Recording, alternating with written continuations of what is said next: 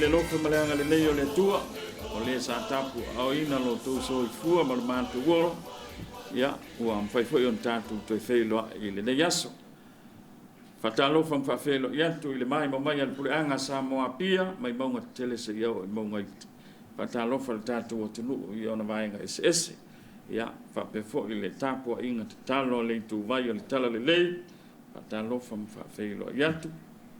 i le whapuponga ni o tātou por kalame e tupuru whātua o le tau longolongo. Ia, le fuwa, mātou whātasi ma le tātou laulau masani fionga pātele palita sala leota o le Chancellor Puleanga Samoa Pia. Ia whapefo i le fionga le whalitua ia Niva. Ia, mise le fionga ia tuipea, ato ni o tuipea. Wan whaawa wina o tātou por kalame o le nei aso. Fatalo fatu lau fiong patele foi lau fiong fatua ya mesel fiong ya tupea talo fa lo to farve ma lo foi le soi fu manuia ma lo long sai po kala me ne foi vai aso tatu tu vai mai maka ko dia ya ma lo foi soi fu manuia kalo foi ko wa lif ko a ko fio mai sa tu tongia le lava ya so kon tanga fo i nga luenga fa ti akono ya fa ftai le tu o le ko fa tasi mai fo tato po kala me ne vai aso fa ya sia ka i mi fo to fa ya se ya e ta ofi tanto sava di vali fo tanto tal no ile ne yaso ya e ala tanto por kala me pe o le vai aso le utuana ya le utato o mai i le whanofo ali inga o le upu o le atua. Ia. O le so, ia, o iei le manatu. O le aso so o pea le whau ma le whau. E iei nai vaenga fo i o le whanofo ali inga. Ia, e te tau o na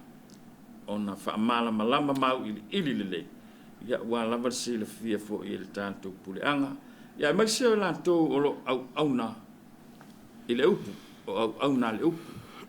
Ia. O whaamo moe nā le yaso. Ia, pe le tātou amata mai tui pēa. I le tulanga lea le a whaasawali e tātou por kalame le so. Anaia, paftai seve o te teletonu o le nāwa e au maia ia le amatanga. E le lei ona tātou whaawau i le whanofwalinga. Ia, tātou whaasolo tuai lea i isi tō tonga o le taulanga pa i o le misa sa whapea i le amatanga e tuli matanga au le vaenga fo i lea o lo o iai tūlanga o le anganu ai pei ua to e maua le manatu le lei nei ina ua umatu isi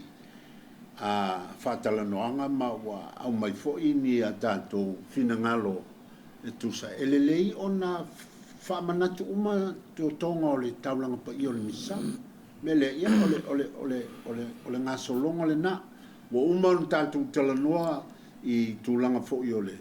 momoli mainga o le fionga pa i a le tua. Pe ona sa noa pātele. O se tūlama o lo o whātāua i tutonu o le puleanga. Ia le whaanofo ali inga lea o lo o iai le teminei.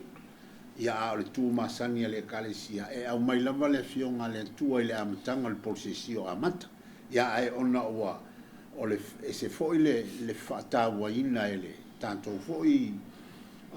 puleanga ma tūlanga taun unga o sinoti sa talanoa ia mta upu ma le teunga ma le whaalele ia tiri ina ia whelata ia tātou tūmanga anga i o iaini vaenga mani totonga o le anga nuu e o ngā i le taulanga pa ia o le misama le soifua tāpua i o tangata. Tā ua foi. Ia, pēlau na iei nai vaenga ia, ai te manatu. O totonga ia i le whaamala malamaina o tūlanga o le taulanga o le whanofwali. Ia, o te manatu o lo iai la ua lai sene ina e whaali sao fina ngalo iai le tūlanga lea seve. Ia. Moana mak foi se manatu e tusa e maenga o tātou o iai le whanofwali o le upo le atua. Tōnu ai o tātou i kālesia e mua o na tātou momoli le o le sela mua le sela. E o lo manatu o le winga o le pe o se la me pa fa mala malama ia tua ile tai la ino le upo le tua le la fa fio. Ia ona se so e lo le ma le tuspa ia. Ia o le tuspa ia pe o le au nga atoa le o le fainga o le fa ngofo la inga. O le fa ngofo le inga o le upo le tua. E alu malesi ta iala.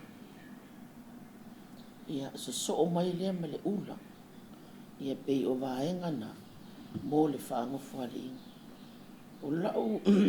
tilo ma lau manatu ia. O le ua whaeva atu le upo le tua. Ai pe o te unga o ma le sela. Pe a mata mea ile ta iala ina. O le upo le tua ile whaatu nga ina. Ia ona tau nuu loa le ilunga le tuspa ia aluatu ma le ula pe o se mea le ai ulinga ina ia teu wha amata ngofi le tuspa ia i le ula ia ona amata loa lea ona fola i ta ia le upo le tua ia o le ulinga lao tala noa ona o le mata ngofi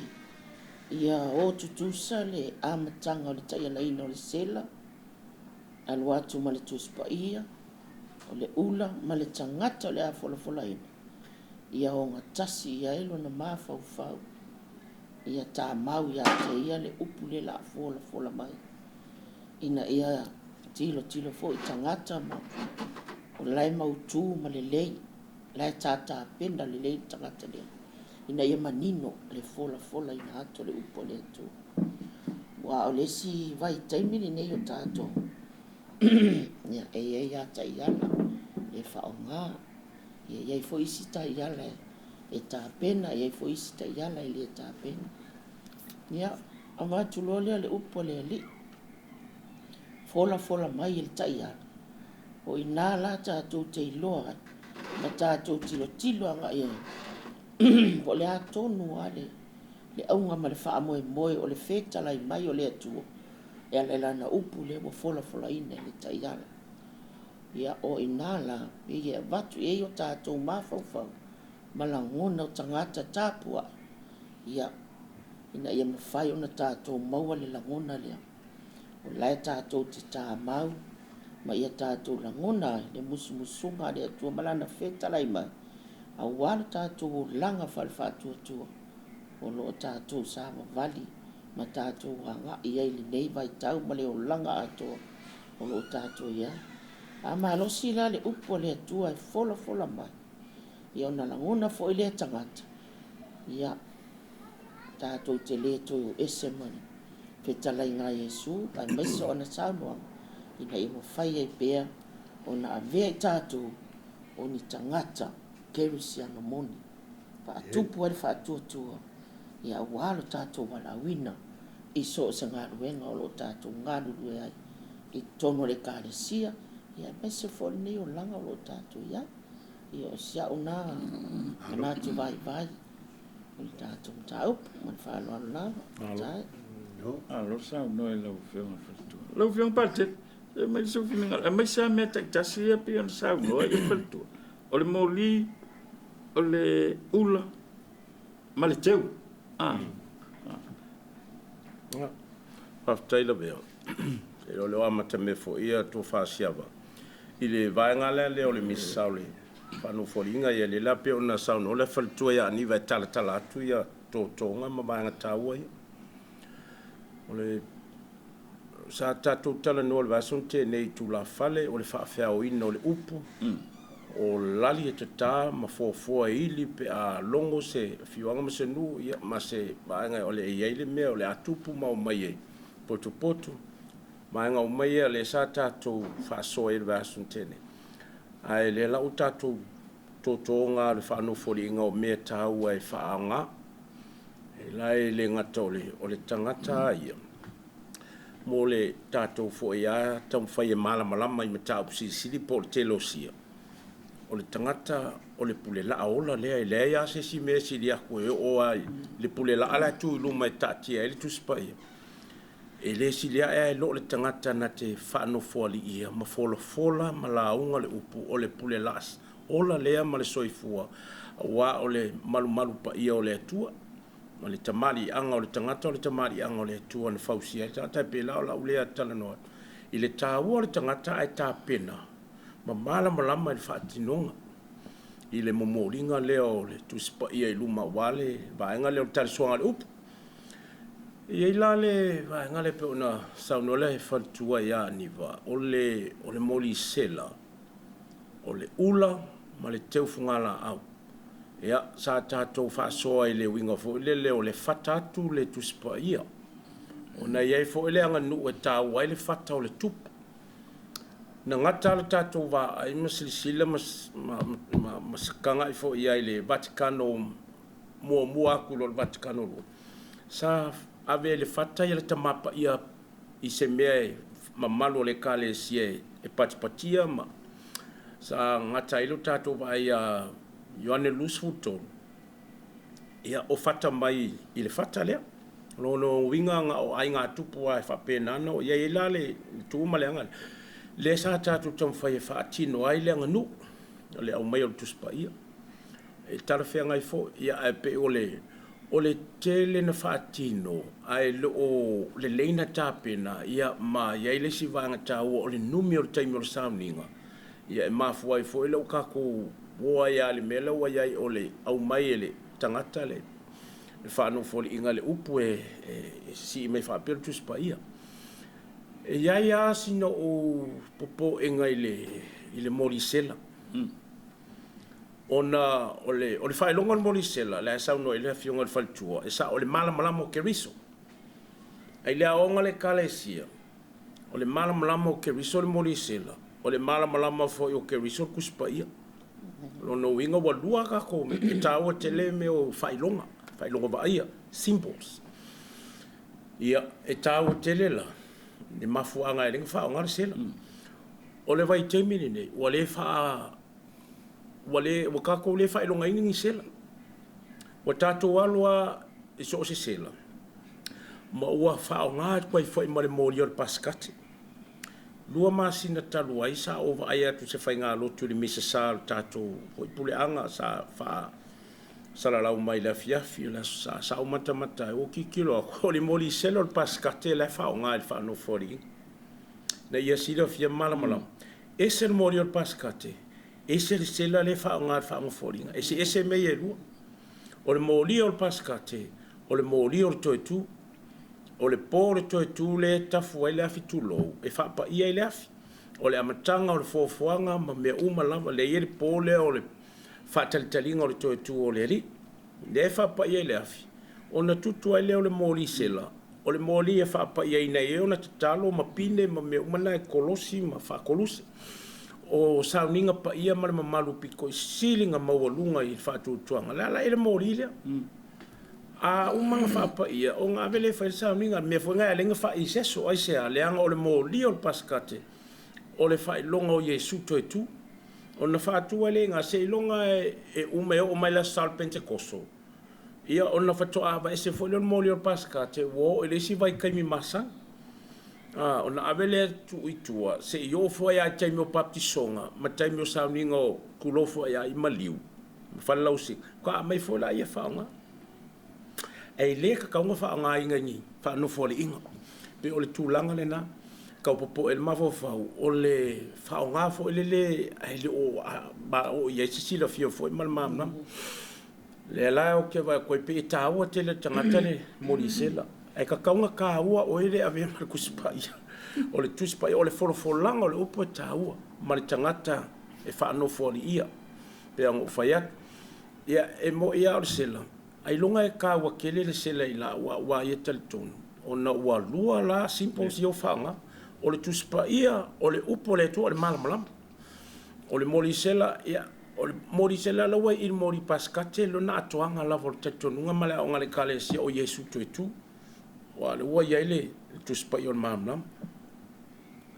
e pela wa papango kele mo kakawanga il fata o sela e ngalo fata o tuspa ia male avenga mo mori o le upo le tu e luma ma tulanga fa pena o le ula ia o ko sira fio fam ka ko ma ole ula pe ole nganga tari malo ole nganga a fio mai fa fe lo ma liu mai su mai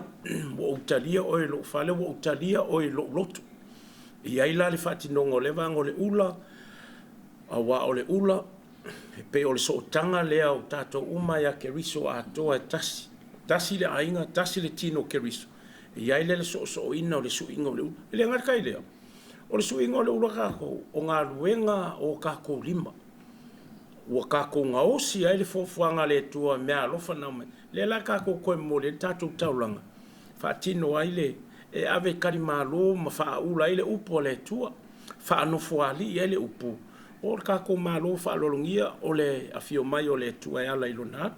le la ile ula o le teu funga la foi ya pe o ko silvia a kanika ko malo la me fai kafiri la ngiu ia po o fale o le moko so se me ai e tui te wila ia o e ai la au kafa kulo fo ya o ulu o ngiu e ku solo e kafiri la ngiu ma tu ia te wila tu lo fa fonga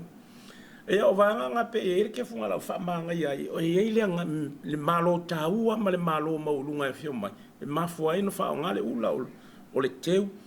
ia awale fa no foli ngole up e pe o nai vaenga ia o la e pe o le atoanga le mamalu ma le taua tele o le tangata ma le momolinga o le upu ale li ia ilu ma le pulela tulo fo ia e pe o le tari atu le nei vaenga taua ia o totonga le tatou ngaluenga fa no foli e tau te lele sila fia ma le malama ma anga fo ila o ngale kale ala fo me tatou te fatino ai se aka ko ke faia o tatou me me anga masangi ai o le ale me anga masangi ai o ka ko mam la ma le ala le winga o me anga masangi ai ia e pela na tola lo atu fa mtale ele leile sila fia ma ka ko malama la mai fatino ia o ka ko lo le ma na yo le tamali anga o le va anga o sauninga o taulanga pa ia ia e ka ko ke o ka fi manga o e fatino loka ika nganga male loto male mafufa wa o fi manga e fatino ma vea o pule la o le tu te faia le vanga sauni ma lo sa no ele o fiong pate ya e pe yo le ta uale ina ia fa manino fa mala malama ia va enga ia pe la on tamu fai e au ili ia meta tasi ili wo man o le pese vo ile le mai o le tuspa ia o le sulu yo vai ma le malama yo no ila ya pe la o ta uale o le o fina ngalo ya salo le wa manino le vala le ai se mai aso to fina ngalo le vai nga le a wa le sa amata mai ile tulanga le ole a fola e fe la fola ya on sau le fai mai e o to e fai tau fe la fola ai wala vale au na le upu fola ina le ai fa longo le nu o le tua ya ole mau na mai na taimi fai mai a fola fe la fola lo no winga le se fa longo ele fa longo nu o le tua ai le fola na ole au na le ai fa fonga le nu o le tua ila na upu ia le futo o mal taimi le futo fo ia ile fola fe la fola o le se o feo ta auto ai le tau o le mele o le fola fe la fola ma le fola na le o no le upu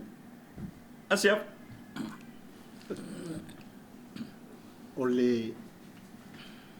te loa e mana ia le tali atu o pante le ma ani mai le vaenga tonu lea awa e iai le au tanto malama mai la vana mua ma le tu masani le kalesia anga le upu e whaonga le katoliko pe a whai te manantua fola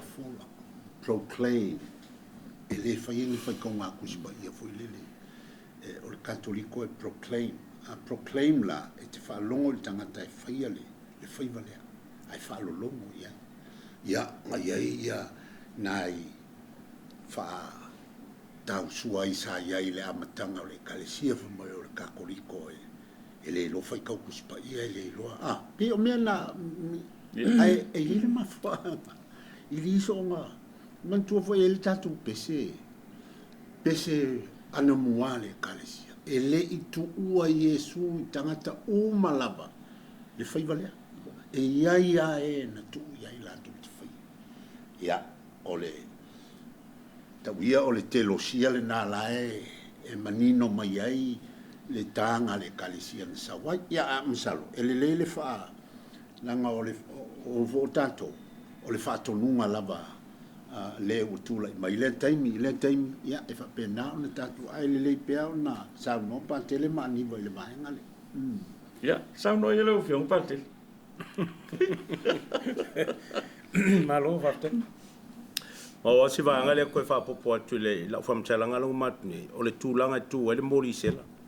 o le mori al pascate tu le tu tam tawala al tali me nga le nga fa ise so pe al temio le vai tau sanga o le tu le Easter season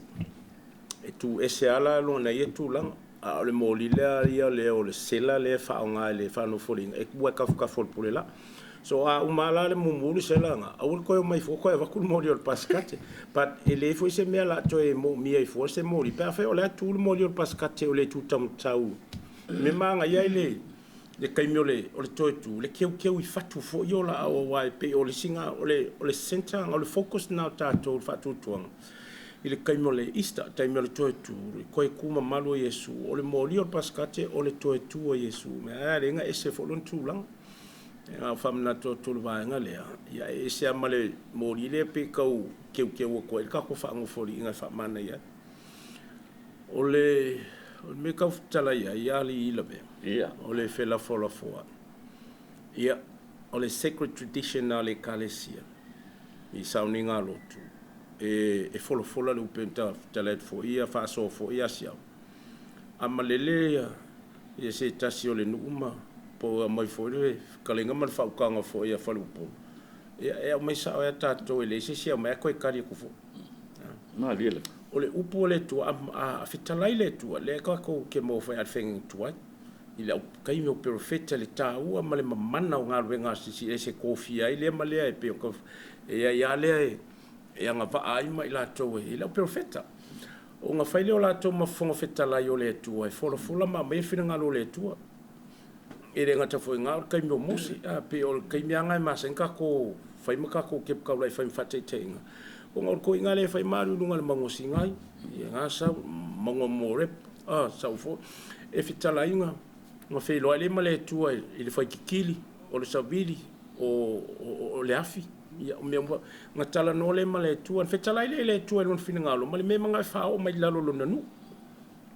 ya e foi Samuel se caso perfecta o foi o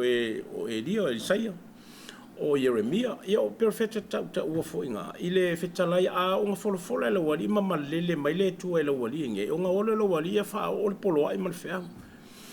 fai mai la nisio o vai ngol feng tuaile le alwa lungole I lava singo so I fotanga o nga fola le perfecta le upu le ile fetalai nga le tu o nga fa lo longo le o lato ina ua uma na tueta ai le o tu stai a o tu lunga masisi o la ko lima talia tu amene o la tu talia ma fa longo le upoleli la tu tele fa pe fikala mele tu ai ko kadia se I fitalai mai se I ngoto I foi loto ma fo tangata le fitalenga man male lenga pole atonu le finangalo o le tu o le tama ia e pela o se tūlanga na a o la tono taimo tauranga pa ia e whapenalo na ia foi solonga a fola le upu o le tau mafa o le mea ai o le finangalo o le tua o lana malelenga e fia fitalai mai tangata I lona ia finangalo a o le tali la tatu whalongoloko o le ale mea lai whikalai mai ai o le ale mea lai malele mai ai ia o le ale mea lai sau no mai ai ia ngare whalongolongo a uma ia marie malo sa ngo malo pe amaya le la tali ai tato le tuai faaftai ai se faafkai o fa sofia la to ile ola ole upu e mo ile ola mo ile to fa mo ile fa oloanga o la to tangata ile soifu fa tino malanga pe la tu langa le tau fa so kwelta ole ai ole tu la fono I kongo le sacred liturgy le document ole o me ka o le liturgy norms po ta yala ma ta ngai fo kongo kenelo ia vaenga ia le upole tu tonu o le taulanga pa misa fo fo ka nga le fa longo ai fo proclaim e tatou tele fe ia atonu ono nisi fo taimi o tai tai o le kale sia tulo fo fa fonga matu la fionga le aki kopo salo le como fai fo le ka fa la kala ka ko tau ma tatou pena on faia na no ale o maile le loko ele o ango ai se ka fa masangi ka ko ile e tu spa ia o le kusi pa ia o le upu soifua o ka ko fa tala le ma wa be fo elo ka ko fa ka le fai ka un fela flo ma me o ka ko le ka fa masangi ma o fa le fai ka tu spa ia e pe a mai ale il fa sa mi sa pe ngal pa ngal kai me fa lo ngai ya ngo male o fa le ka un spa ia ele fai ma mio ma sani fai le fai tau ngal pol fai nga lotu pe fai se minga ia ma tu spa ia a onga me o mai le upole li e a wa o ma o vaenga o mai o le fafanga ina o le soi fortanga ta atonu o mafuanga ia le funga ka ko fa nga tonu tato ta langa tu manga tato ia puleanga ia e mafuai ai o le taulanga pe misaia pe e folo mai ia ai fa lo longo le nu tatala lo to mo mafu fa afio mai ia le tu ela na up e malele mai ai si fa o sofia mo ngalua ia mo fa so sulu mai le mala mala mole ia tato mal farolo malo fa tai patel ni va se mai so finanga after sevi ta wo fo yo le mai ngalo ta to o ia ta wo le sa no nga asiata ma ta tele isi tu o le tu spa ia mal fela fo ia o anga masania ia sa ta to o mai fo le kalesia ta fa longo ia itala ia Katoliko e le lo fai ka kuspa ia. Se asia fa o ngā katoliko e ngā mai ka. A tilo le vai tau le nei, o kar ke le o le au ngā. Te le o le au ngā, o mo fai ngoe fai kau fela fawha le ka le sia. O le winga la utala. E ke le au ngā i tangato le au lotu. Koe ke le ia o ngā sa. Ma au tala vau. E pira ap mai ai lea o ngā whaitau, ia o ngā sa o kai mingei. Whai aku iska mai kiki was fu whakau sanga ia 8 year 7. Wa le lo whai se reading, Kongo Primary School ma college. Wa le mau kia o le ka pike ko Kongo le ka resia. Wa vai al katoliko le mea lea. Ia ka kukua, ai tā ua kele le mea koe whamele piso. Koe whaitau whea wa. O ngā o lea kele tupulanga lalo waoa. Ma te tono le ka le sia o kalavou, o i kua ainga mala, e o ai lo mātutua ma tamā nge vaikan. Ia a koe whai aku ngela, e su e mele mele kua ele iona, su e mele mele kua whaaringa. E a koa e umar whai kau, lai whai mai pā kele pore tai ala. E le i mau ale ionga, lai su e ale ionga. Whai ai vinga malkuspa. Ke le i ole, nia malesi mea. E e mako kale sia va fo ele o se kala ave vo ole kusa le vayas le Filemoni last week le ngasa ole kusa Filemoni ya wa fi e o male ya fai ka wa wa fai ka Filemoni la kala ka ko le pe ele lo fa le kenese kaule ile eskuelu le lo le mata yo kaule fa alinga o mea ia o ka se ka u ole mele ko sa o fai ka wa kuspa ia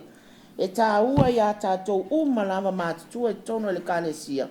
Ai ka ua i whāngau lalo vaoa le kalesia. Le anga o leo ia onga ia college, primary school, e o mai. A ka whai aku ngei. Whai kau mai le fia sakala meta. Whai kau mai fia mea alofa le angang pa ia.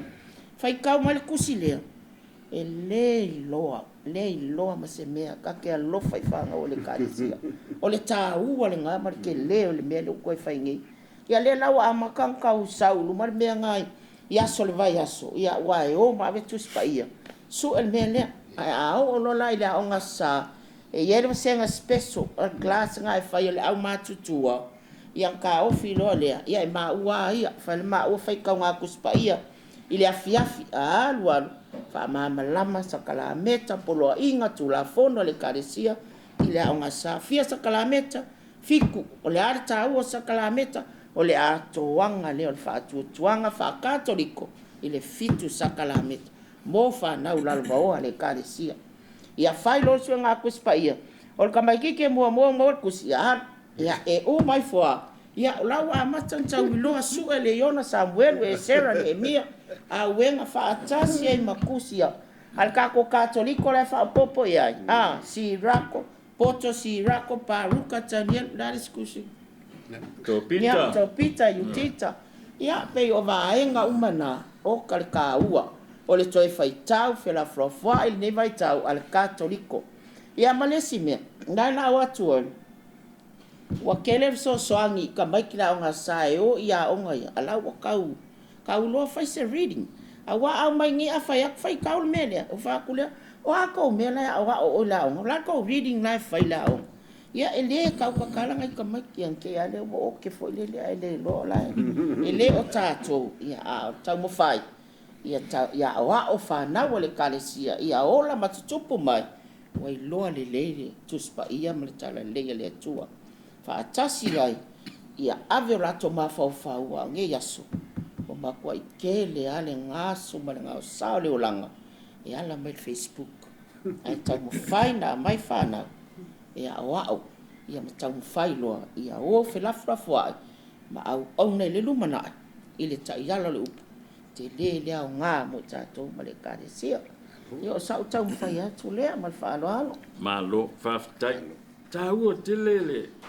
vaenga le wo ye fa so al fatua ai esele o le sa pile mele sa tau tu le tua o tu si ya sa no ye tu si ya fa pop ai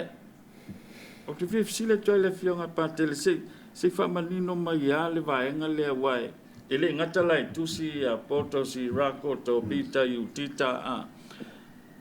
o kusi fo kusi fa popo pe ele tal yelu mal e seta o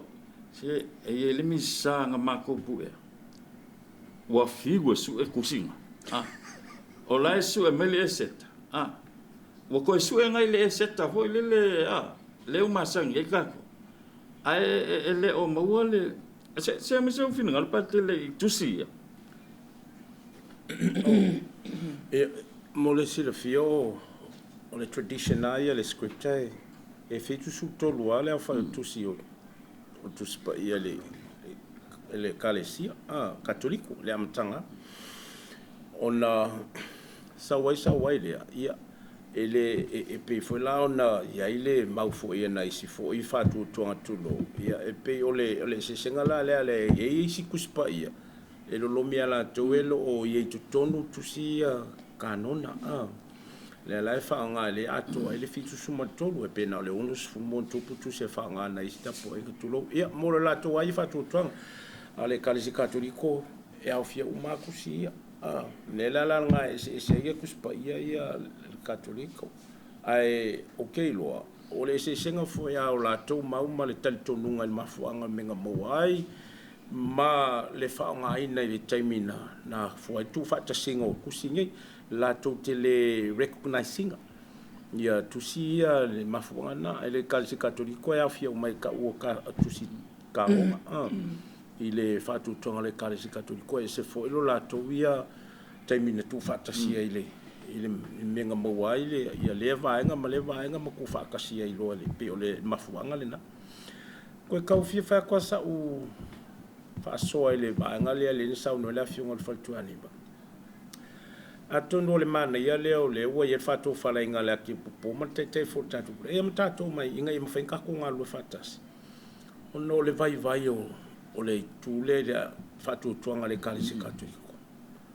wa o kere lope sa mafu o le fatino ino fo le pitola au po tiakono po le sosoani e le fatino ino me tono anga sa ile o tau fa pretani o basics lo fatu tuanga o le au ino fa tau tu spaia o ingo polo inga le tua o nga o le kale siel la wingo lo sadio o talo o ino fa ya oi na se o mele tu pulanga talo e ia ila fai tau tuspa ia ma le taime sa wai fo i lau matua talavo tasi ma le lua sua kuspa ia le sa no la fionga faltua ia o mafo mai o kako kiai ai sea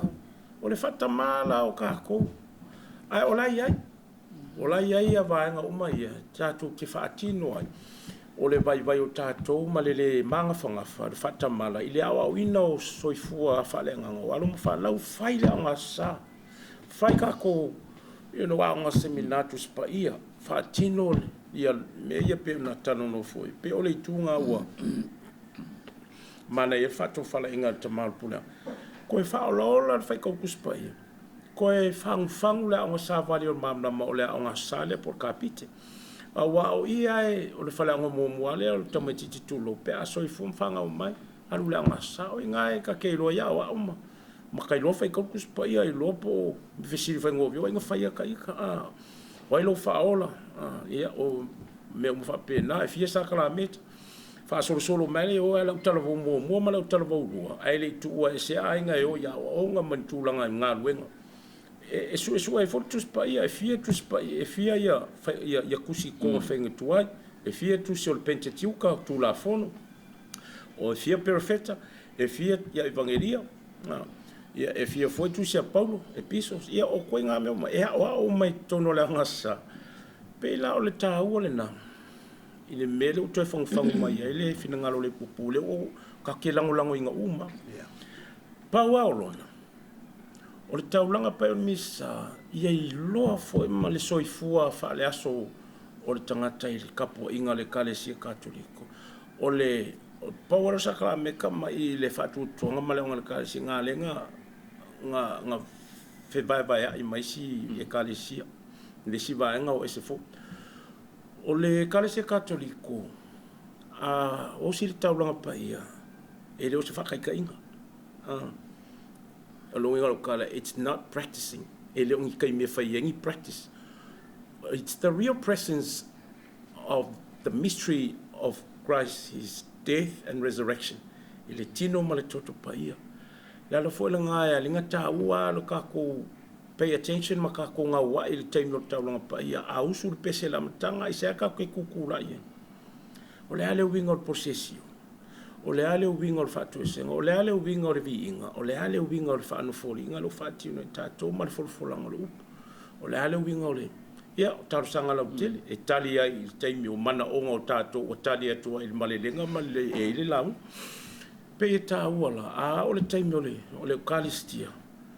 It's the real presence o le afio Yesu a ona fa pa ia fa ona tatalo tangata o le afio ile tu wa vanga ta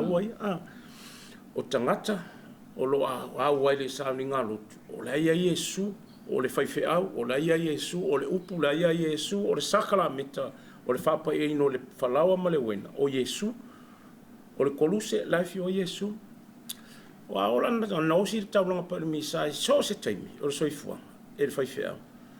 o le ka ku ke o Carvalho o la matala le lang e so ta ia le langi ma le langi le taimi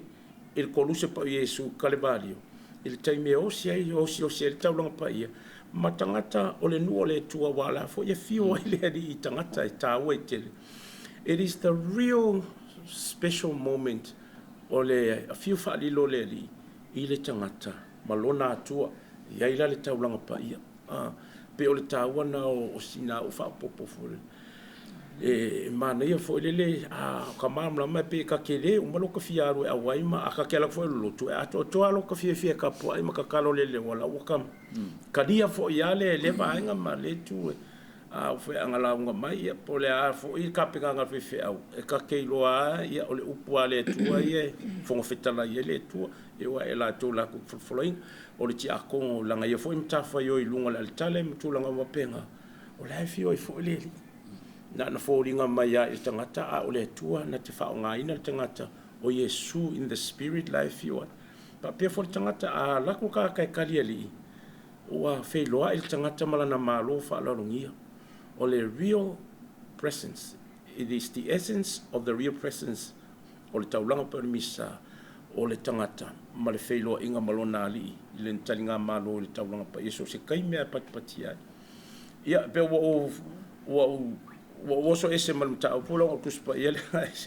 na efesilia i va nga ye ma wa ia ko kano na ma fu nga ya lenga le a tono elo ako kula fam tatlanga ai pe ole o la ka ia ku nga o kuspa ia ma le ba nga lu ka ko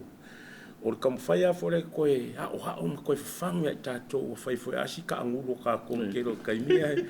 a ole ka ko fatino ya o ke lango o ke lo la se so tato e fa sale ka ko ke lango lango ina o me yo fa ko fa la ia el tama fo tato pure anga lo nei fo tura mai e a nga fo e fang o fo ya tato ya lo mafana o la ku maula fa la o matutua pe o tupulanga fo e fai mai tulo e pe o kau kafe fo ele tau ofe i lo la tu soi fo fale nga si kam fai fa mau popo mi kau kuskoso mai kongwe ko e fa mau popo ba nga le basic sol fa tu nga male o nga le kale si malo fa la malo fa tak ma ko ki el mele wo el fa sos la se fin nga lo tu pe el me a si le fo i fai tau fe wo wa o tu si e ta o pusi a matamai kene se tau mai lama i a malaki a lua tuaile i tusia apostolo Paulo ngā nuenga fa solo i tu a o evangelia e fa ele fea wawaia because the proclamation is there and need to proclaim lele ya o ke musu e kauso o le upu ngā o la kou wa yeila i senge fai a o le winga le tala ke uwa ngumi la upu o la tou wa fa wina na o la to fa wino no vanga le nga ka o kala o kala ngo aku ile tule ai ele o fa wa ia le evangelia la tu maula vai tu sa mali tu masani le kalesia fola i lanto te akono ia male o sta langa fola le upu te le lawu o upu si ina ile le fautuanga le ki pu po fa ngala na fa wa fu le ile male nei no tilo iai en sa nol fle tu sa vali el mal mala a tango va ili tonga le tusi sa vali el mal mala la iai umaina o lo le metasi ala vai manua o le sa ku kili wili nga le lo kwa u ku sa vali mal wa ku lo okay ele sa elanga okay le sa ai sa ni o lo fia manga o ia se ko inga o ia la o senga ti o tan ai kango wo kilo ia le kusi e fa tu la nganga le sa ngol kusi ma wa umma ia inga le ia ma se me o le kalisia ele o ia ko pe ana fa pe e sa le ama sa mo pakete ta pena ta wote ele ta pena ia e ke fiu ki nganga fa ngo fir ku sa vale malamala e uma le ka usanga ke amo ka ki kilo le nga i tele usa a mai ai wo va ai mo le fa ya onga le maloma onga masan e leva le pola ke vai ala fa vol fa ya mai ta pena la na le so ia o ka ko e o ke de kalangoa ke le io le ka ku kai mi ka wa un ka ku ka pena si ka mai le so va le pu io le so nga pa ta pena pu io mo fa ngo fi mo ai ke le ka penga lo ola e ka nge alfa nga lo ku lai ko so alfa se nga wa o ku si ku spa ia ai ku le so ngol sa vale man se le ma nga io le tusi ia e pe io le talento pa po atu ile sa nga pa tele mo le tuo ma lo fa le si va ta lo le come so song me fa so for tuo fo ya ni va ko fa asia o tusi fai tau o le fasin tusi o te langona lava mau ke mai ka winga ni so misale se sengo tusi fa nga ka ko ia ono le se solo mingo ai ku kusa uma o le tusi ka o le tusi fasin tusi o le odo o le il fa Britania o nga ye mo fai tau ngol tau sanga ato wa amaka merka ko sanga fa tau sanga i le mai o le asa Yesu tu por fa novema i nga makarola samo mo o le advent yo nga la maka merka ko sanga fa le kale sir kale na la le ko kalongo ko amata mai na la le e ya ilo ole kale sia wa e su ya kale na tau sanga umma ole a ole pi ma si ia e uma ka le ngal ngai tau sanga ia tia ia e saule si sapalai fo e fa langa e te tawana update e wai ai fo ia isi vanga tau o aso fa malu e fa popo aso sulfanga ia maso fa manatu le ala na e te tawana update ia matau e pela fa kai ila se furu mo tu tau sanga taluai ka ke o la futa i te tulo e le ngia so fa malu o Paulo Leon e le ngia so Faustina ia isa so Yesu ngalofa Divine Mercy e le isa so Paulo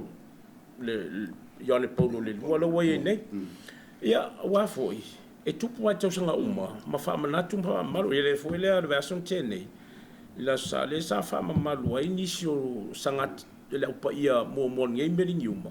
ia o si tamai talo bole o Oscar po ia Malaysia li na o lo no winga le foi la fa popo tono kale na fa to le kalesia wina i foi ona ia so fa to ia foi fai tau la na e le nga tau fito ai ke lo le se o ka kokus ia Malaysia so lo minga ai fa pela o mama tia ia e to fa tau sanga ma saule lo minga o le tau o fa sino tu si tato o te lo lang tasia o mata to le vanga le na o no tato a o male a ka kokus ia lo minga e pe ka i mata sanga e fa nga e nga o mare ko ali ko fa nga mai man ko o la wa ia sia so fa malu ko fa popo tono so fa bito ya so fa longa ina o le taimi ma le masina ma tulanga fa pena ai e pe ya ta no ta pena sauni ina ia i loa a fa pe o ka le o to fia e fai tau tusi la so balai o le mo ka lo ba ila ko fai ko ma po fesilia patele e le fo nga ka fesilia pa ke ala mo ke i mai pa ke e si fia e pa ia ala o chori anga le so ke le lo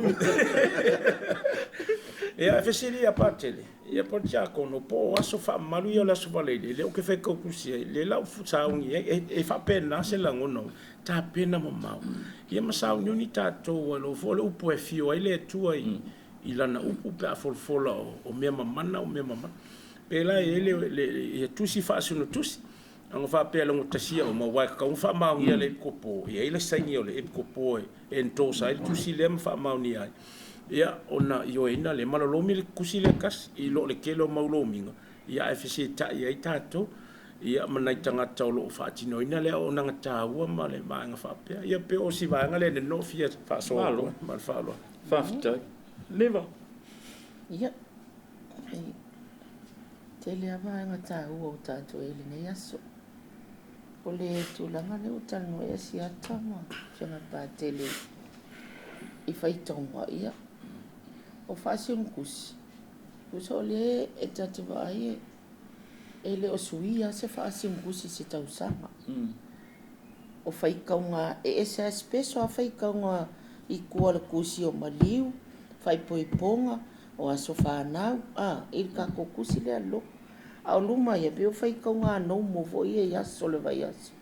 nga ele inga fai ngofie langa faasino fo ia la tuita ia lam ma follow up ya ka ko fai tonga ne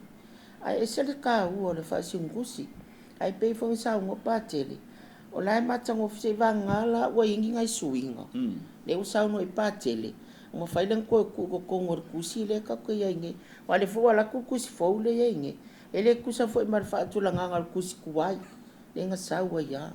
ai es al me kas be sa ngo patele e ma ka ngo fia ma le mai fai ngo fie fo ia ngai loa pe a fa pe o le ta ia la o lai ma ka ala ke fo sa ngo pa kele ta pena ma sa sa ungi lang fai ka ngai le aso ma le aso o le si foi me a fa pe o mai a ele loa le ele o mana tua ia e pe ka mo fa manga ko pa tele po dikena ngai ka yala ia fai ngam fa singo ele fai ngam fa sing kusi a wala la ko ngaruenga ia o isi aso ia a mo ma pa kere recipe ko ia la kuki a ko ia fang fa ola on fish tene o Agustin o ia la ko a ke i mai lu ia a lo nga ia e pe fo ngane i se fa kai ka inga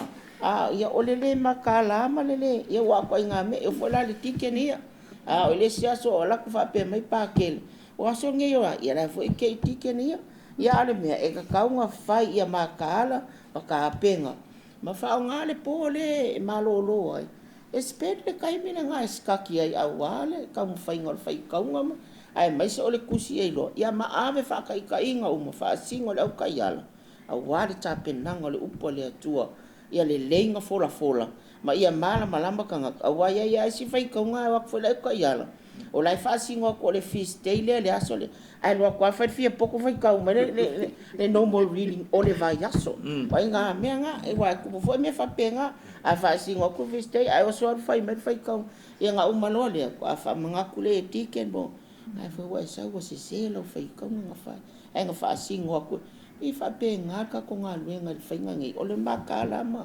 ko anga fai ave esel pai e ai ko anga ka penga le le upo le tu isi kama ai fa popo ku le ka ko mele fa fali in o pas o le ta ua i o le ula pe on sa ngo pa kele ma le teu pe ni fa ai lo fo i ai ele le mako wonga e a fo il fa fale ngo fuanga fo mo ni ke o i wea ma mako wo ai la ma bishop le ala pati ma spa ma James fo ile wa fio ma ko akule inga e se fo ile fainga ngi o fa ngo fali inga sia tunu i wea kilo maka ile fainga pa pe ka ikapula me lenga mai kangaka i tua o te unga o me pe ni kao o ie tupulanga tala vo be sa wa kuesa ai te wa o mai fo fa ngo fali mai tu spaia ai fa ngo fali mai tu spaia o so ia o si siva fa pe nei fo ile e se fo le mata ngo fie mal mamalo fa ngo fali nga fo nga we la ka kilo ina mai tau ma ko wo ia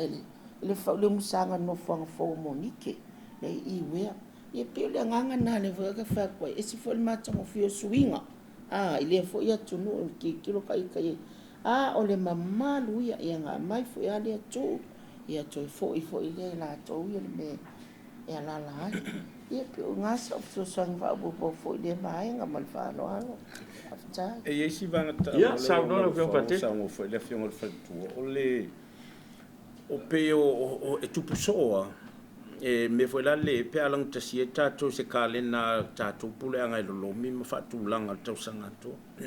pa te ngala wa pe o tele si kale ne mai fa fuka ko ke mun tai e ilale surfanga po se aso fa malo le kale si ma sani tato fa malo ne aso vayas po pe tele un pau a te lo wa pa utono la sa fe si li mai tanga o la so fa ma e alwai a sama sani e kau feme me tangata ono le lang ta si o tato wa se fo e lo pa uton wela sa fa mamalu ia to e la ku fa ko le ai e alwa la sama sa ia o fisi ta ia ila ia pe o tulanga na ia fo si fe sa inga le taua o le tusi fa sin tusi por kale na fa sin tusi e lang ta si o mai o aso ala e la ku ile kale na le ta usanga pulenga ka ko o ia wongi ko suia pe foi la sane o le koluspa o le ali Yesu ia le foi vesido o le ale fa malu o le samasani por koluspa ia o le o se fata itenga ia o le taliasa o le kopo a wai le se ka ko ka le ngo ka kolon tasia nga vai e nga tele o le ia talua no lo tatu fang fori inga se ia ka ko kalkala ko foi ia po ka ko ia ai o le vanga fo le o le launga ina o le upu o ke lo le kau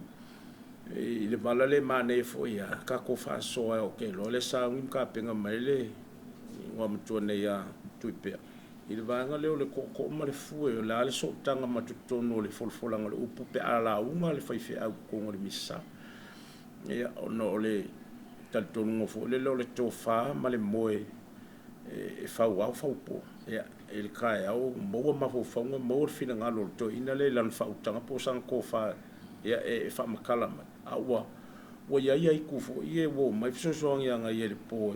ka longa ma fo fa e lo ka fa lo mtalanga ile kai me fa ile la unga ma so ta ingo le la unga le il tongo taulanga pa mi sa awa ile wangi ma la pa o la so so nga ma fo fa wo fa au la unga ingolo ile kai me fa matala ile to fa sa le tua malon fina ngalo malana male lenga o le mali e mal mana e matango fi fo i fa fo male fa so fo i le vang ta o lenga du ya male la ngani ia ai fu ka ko mo ma tatu te ma fa lo malo sa no la fiong pa tele ia e moni au o le fu fa ilo mai o mai el tanto taimi el tanto por calame le so o mele o vai as fo la tanto o isi vai mai e tele al va sa fa pe e la kiki fa mo fa inga ale o vai e tele ele ila fa mo fa inga e la ka mai ele malanga ilo ya I'm sal ya mo se tanto wa no na fa mai ale ma fa ai lo ni se va en fo yo to yo tanto fa no fa inga ya ai o tanto por kala mel ne ya so fa te tele la va la fiong pa tele pa te fo ile fiong al faltua ya mai se ya fiong ya tu bea pa te fo ile pulanga sa mo apia ya male au mai mo e pa te tele la mai mo mai ya e woni ngal tu li ta mai va ya so asau ya fa au tanto fa no fa inga al tatu por kalamel na mole so ia manuia tele toe ngal le aso soifua